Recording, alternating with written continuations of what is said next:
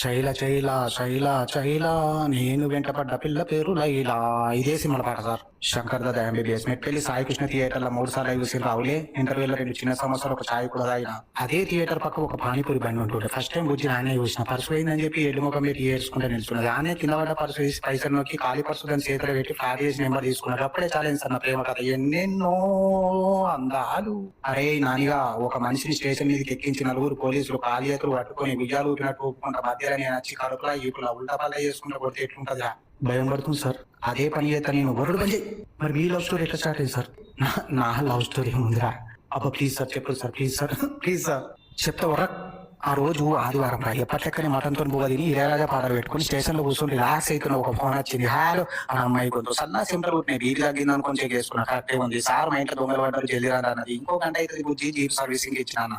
అప్పటిదాకా ఏం చేయాలి సార్ అన్నది. అలా చాయ్ పెట్టుకుని నువ్వు కొంచెం తాగి వాళ్ళ కొంచెం పోయి చాయ్ మంచిగా ఉంటే సామాన్ తగ్గ తీసుకుపోతారు. చాయ్ ఫెయిల్ అయితే సామాన్తో నేను కూడా తీసుకుపోతారా అన్న. తర్వాత ఏమైంది సార్?